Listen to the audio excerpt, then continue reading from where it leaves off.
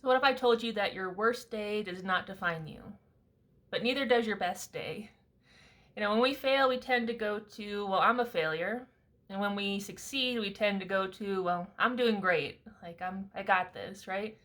But neither of these things are identity, especially if you're in Christ. Like your worst day cannot make you less of a child of God, and your best day cannot make you more of a child of God. Right? If your identity rises and falls to performance, you'll spend your whole life on an emotional roller coaster. And at some point in time, it becomes unfun to keep going around the same roller coaster, up and down. And eventually, you want to get off and stay off the roller coaster. Our brains, one mistake can convince us that God must be disappointed in us and we're just a complete failure, and we get so discouraged we want to give up our walk, But yet one victory can tempt us into thinking that somehow, oh, we've earned his favor. We're super blessed right now just because we did this one thing. But our identity is never meant to be based on our performance. It rests on Christ. The cross settled what God thinks about you and me and every one of his children.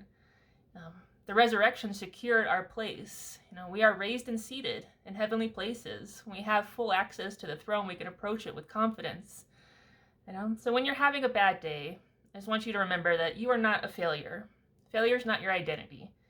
And also when you're having a good day, don't let success become your security and your identity. And it's always God. He's the one, he's our source, he's the provider. He blesses his children, he favors all of us in our ways, but he's also going to push us to grow. He disciplines the ones he loves. So essentially, Jesus is our only foundation for movement, because Jesus never moves.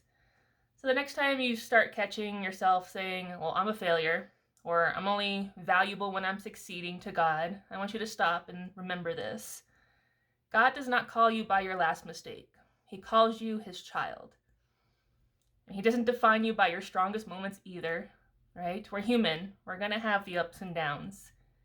The actions, the performance, that's not what anchors us in Christ. It's our identity. He defines us by our union with his Son. And every time he looks at us, he sees his Son, Jesus. If we are in Christ and Christ is in us, right? When he looks at us, he sees his Son. You are not your worst day. You are not your best day. You are who God says you are. And read 1 John 3, the first few sentences, but this is the first verse of 1 John chapter 3. See how great a love the Father has bestowed on us, that we would be called children of God, and such we are. So live from that identity today. You are a child of God. You're going to fail. You're going to succeed. Neither of that shakes you out of your foundation and your identity in Christ. You are his son. You are his daughter. You are his child. If you failed, remember the righteous fall 7 times and get back up, right? God's continuously holding you. He's going to convict you gently to keep moving forward, and grow. He's going to love you through it. But yeah, you're not your failures. You're not your success. You are a child of God. So take it back to Jesus today. I love you.